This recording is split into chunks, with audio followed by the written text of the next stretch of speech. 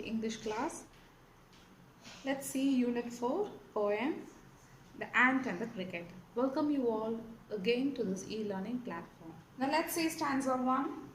A silly young cricket accustomed to sing through the warm sunny months of gay summer and spring began to complain when he found that at home his cupboard was empty and winter was come. Okay, so here the main characters are ant and the cricket. Okay, so it's an actually extracted from the Aesop fable. It's a well-known story for everyone. It's a very common and very popular story. And here a silly young cricket accustomed to sing. If you see here, a silly cricket is being said about, and that cricket, what he is doing is, his main work is to sing always. Okay, whatever the climate, whatever the condition is, he's always happy, gay, and he want to live the moment. Moment in the sense, he is not thinking about his future or the next moment. He is not having the habit of saving. Okay, and he is not having the habit of working, doing something which is needed. Okay, needed for the future. Is not at all. He doesn't have any thought about his future. Instead he's always singing. Okay, he is accustomed to sing, and this cricket is being called here as silly. Silly in the sense, it's not so. That is not a trivial word. Its meaning is very great. It shows the character of the cricket. Okay, so how he is? He is a silly young cricket. And mostly young people, those who are too young, they will be lacking in wisdom in that manner. And this cricket is not much filled with wisdom. So he is thinking about his present condition. He want to sing, he want to be happy, he want to enjoy the life. Through the warm sunny months of gay summer and spring. And here's this sentence says about the opportunities available. Okay, so when you are young, you will get amount of ample opportunities. Okay, and that this is the time, this is a warm time, that is, parents will be with you, so many things will be available for you, everything will be available. Wherever you see, opportunities are being thrown here and there like that. And the sunny months of gay means happy. Okay, everything available in a easy manner. You have no need to work hard to get something, gain something. Okay, and that time is summer and spring. So summer and spring, mostly poets and writers indicate summer and spring as a time of availability, time of prosperity, time in plenty. Okay, so began to complain. In that season also, he was living a gayful life, and he started complaining when he went to the home and saw his cupboard was empty. Began to complain when he found that at home his cupboard was empty, and all of a sudden when he was recognizing what is the condition of his life, the time of availability and the plenty has come to an end, and the time of starvation or the suffering has come in his life, started in his life. So when winter was come, so it was very late, and when he saw that, when he thought that the time of trials and tribulations have started coming up, he started searching for the opportunity, but the opportunities all are being closed up. So he started complaining. So when people are silly, young, and they are not very much aware of what condition of their life or the future, what will be the next, those who lack wisdom, they will first start to complain, and in order to escape from the situation, they may even blame others also. Stanza 2. Not a crumb to be found on the snow-covered ground, not a flower could he see, not a leaf on a tree. Okay, now here in the first stanza you saw winter has come already. Now when in the winter nothing is available, so you all know everywhere all the things are not available, that is, you are finding scarcity everywhere. So that time what will happen is, not a crumb to be found. Okay, crumb in the sense your bread, your food. Okay, nothing is to be found. Food in the sense what makes you to live, what makes you to keep you alive. Okay, so here we can take as your job, your opportunities, your talents, your facilities, even your food, whatever it is. Okay, on the snow covered ground, and when snow is covered on the ground completely, here it's a cricket. So cricket feeds on the grass, green leaves and plants. Okay, so when snow is covered everywhere, nothing is available. Everywhere completely white will be seen, no green at all will be found on the ground. So not even a flower could you see, not even a leaf on a tree, because the tree is also covered with snow everywhere. So this is stanza 2. Stanza 3. Oh, what will become, says cricket, of me, at last by starvation and famine made bold, all dripping with wet and all trembling with cold. Away he set off to a miserly ant, to see if to keep him alive he would grant. Okay, so now cricket started searching, and he started getting fear. Okay, fear of fear of life, fear of survival. Okay, fear of surviving, how to survive, everything started coming into us. Lot of questions arise. Okay, when you get into a problem, when you get into a situation, questions will come into your mind. Till then you will be making use or enjoying all the chances whatever you get, but later only you will think, now what will happen to me, nothing is available to me, so what will I do? So now he is undergoing starvation and famine. Starvation and famine are completely a different difficult condition in one person's life. Okay, so starvation and famine means nothing is there, even for eating also you will not be getting anything. And in the second line you can see famine made bold. Made bold in the sense getting severe. Okay, it's not the time of just changing the season. When the season just changes, you will get something will be available. Okay, for few days, but as the days, when you get into deeper seasonal condition, it will be very severe. You will not be finding anything to keep you alive. So now what he is always searching everywhere in the snow. So he is completely dripping with wet. Dripping with wet means he is drenched with snow and coldness, and all trembling with cold. So he is completely in a difficult condition. Now you can understand how much he is been suffering. Away he set off to a miserly ant. Miserly ant in the sense, when even in Bibles or wherever in the any holy scriptures, if you see, people used to, that is holy men or the great people of wisdom, what they do is they compare other creatures with, or even a lazy man is being compared with an ant. Okay, so in Bible also, if you see, there is a book called Proverbs, and there also you can see the author of the book will be asking a lazy man to learn the lesson from an ant. Okay, in the same way here also, in this Aesop fable, they have taken cricket and the ant, and this cricket is finally going to the ant.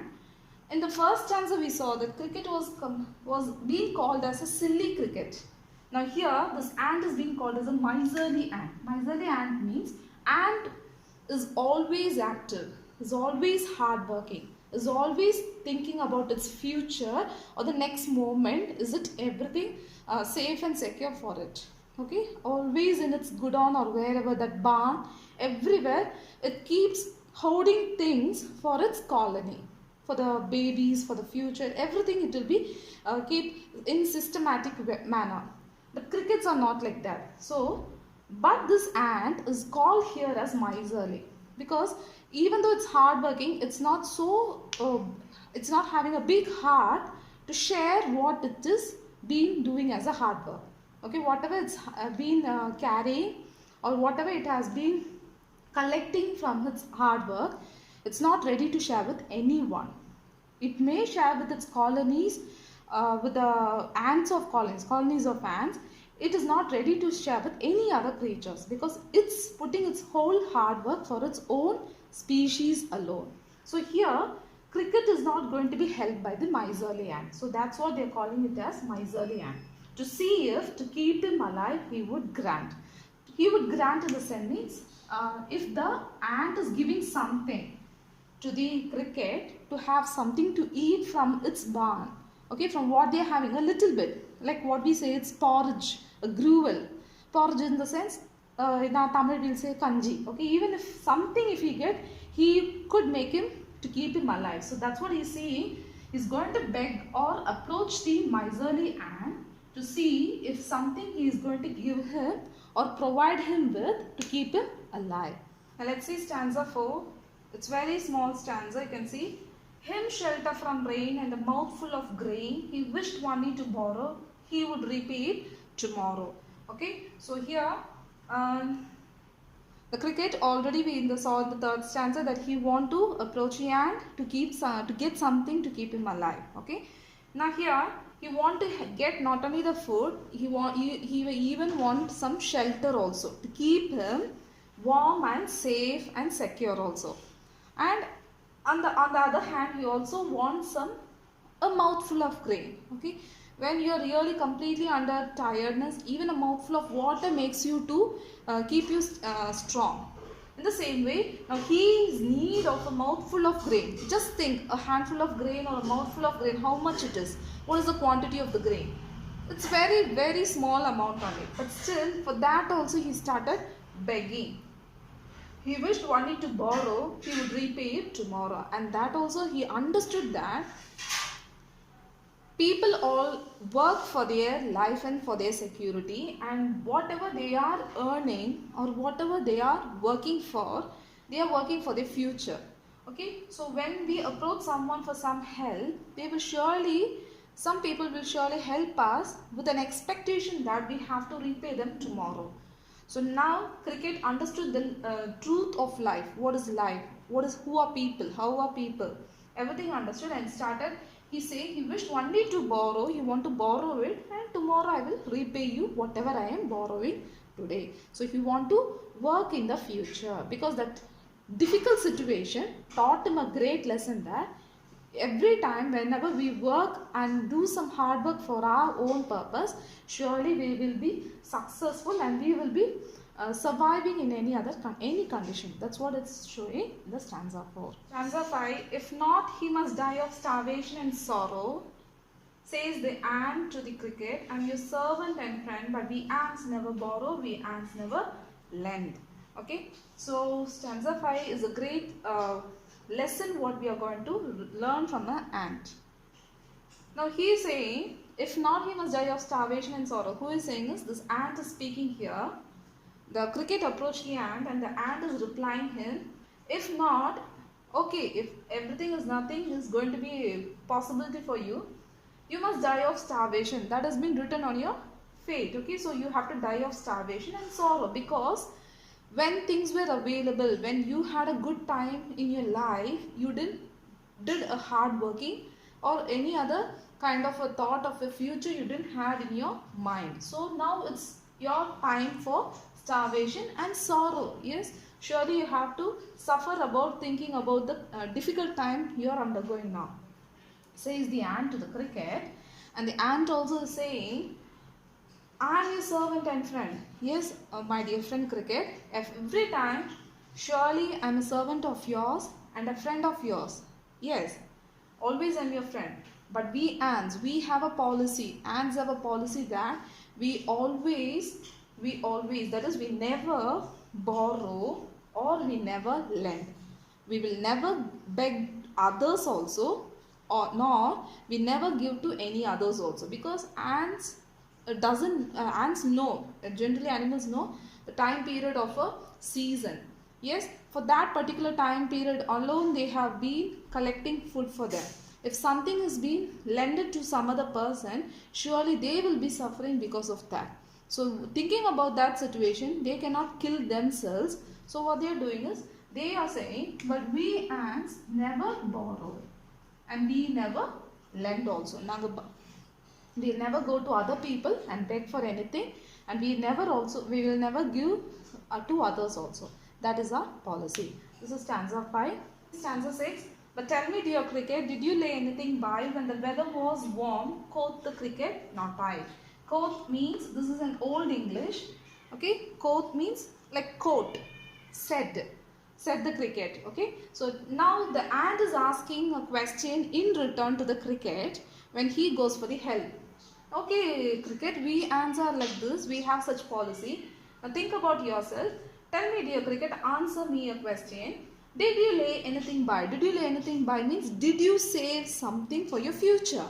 Did you have the thought of saving something for your difficult time situation? Because all human beings or all people on the earth have good time, that is both good and bad time. Okay, both plenty time and the time of starvation. Okay, did you have any saving for your time of difficulty? When the weather was warm, when the weather was warm means when the opportunities was given, was ample, was in plenty for you, what did you do at that time? And the cricket was giving one simple answer, that is a simple answer, because he was very silly, he was not having any wisdom, and out of that silliness he is answering, that is he understood life, and he is saying, said the cricket, not I, no, I didn't do anything, I was sitting simply, and I was lazily spending or whiling away the time without any thought of future. So not I didn't do anything. Now stanza 7. The stanza 7 answers how the cricket was having an that is perceiving life, how he was taking life as when he was young and silly. Okay. My heart was light that I sang day and night. For all nature looked gay, for all nature looked gay. You sang, sir, you say. So he is saying, really at that time I had no responsibilities, I have no afraid, I have nothing like a thought like my life will be changing like this, I will be having a difficult time later. Nothing was like that. My heart was very free, light, casual, without any responsibility, without any difficulty. There was no need for working. Okay, everything, wherever I go, I will be just getting everything. So I was feeling very light, and I was not burdened of with the life or the truth of life. So I was just going, I was sang day and night. So I was keep on singing day and night. So for the youth, when we compare with the youth, when we compare with the human beings, some people will be sitting relaxed. They'll be sitting at leisure, relaxing all the moments. Okay, day and night without any difference. They'll be keep on whiling away the time without any purpose, simply chatting or talking or sitting simply, or without any fear of the future. They'll be sitting simply. So that I sang day and night, because he is saying, for all nature look gay, wherever I turn everything is very happy, everything is very plus for me, everything was very advantageous for me. Wherever I turn everything was getting, I was getting everything in plenty. So all nature looked gay, very happy I was. And that was repeated, because that is a silly thought for a person or for a creature, for an animal on the world. In this world we should not have such a thought. So for all nature look gay, again it's being put in the double quotes, you can see it's been, and in the poem when it is repeated, it's a kind of a philosophical thought given there, more importance is given there. So for all nature look gay, like that he is replying, he is very casually replying about that. And that ant is asking him, you sang, sir, you say. So you are saying that you were all the time, that spring and summer and every time, when you had enough health, enough possibility, opportunities, you were simply relaxing your time, you say, sir. And let's say stanza 8, this is the final stanza. In this stanza, it's a philosophical stanza and the stanza of life, truth about life, okay. So let's see, go then, says the ant, and dance the winter away. So you said, in the summer season, you were singing out the whole summer season. Okay, now, then you continue dancing the winter season. Okay, this difficult time also you go and dance. Thus ending, he hastily lifted the wicket, and out of the door turned the poor little cricket. Folks call this a fable, I'll warrant it true. Some crickets have 4 legs and some have 2. So thus this ant, what he is doing is, when he heard that final answer, that he was singing, that is people, those who are hardworking and those who are really sensible about what is life, they cannot accept such a kind of an answer. So they are really, so this ant, in a sensible way, he is getting angry and he is asking the cricket to dance the winter away. So I am not going to help you. Thus ending, he hastily lifted the wicket. Okay, you know, a person gets both the condition in life, both good time and the bad time. Even that also you don't know. Even that also you cannot sense with your common sense. Then what can you do? You just leave this place. So he's chasing the cricket with a wicket. Wicket means a stick, ordinary stick. Okay, so thus ending. Like that the story is coming to an end. And finally 3 lines are given. The poet is written, and out of the door turned the poor little cricket. So the cricket is going with utter failure. Okay, he has knocked the door and that door has not been turned in an advantageous way for him. Okay, done something good for him.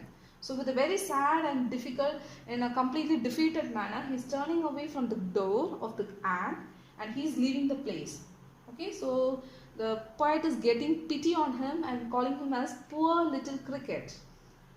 Now let's see this line. Folks call this a fable. Folks means people. Fable means story. Everyone will be reading this as a story or like a story for entertainment. They'll be reading, enjoying it, and they will be leaving it. But I consider it as a truth of life. What is life? Life is like this. I'll warrant it true. So I will guarantee you that it's completely true, and this is what happening in everyone's life. So some crickets have 4 legs. So here what is said is a cricket about who is having 4 legs, but in general or in truth or in life, in reality, some crickets have 2 legs. That is, they are talking about the human beings. Human beings are also like this.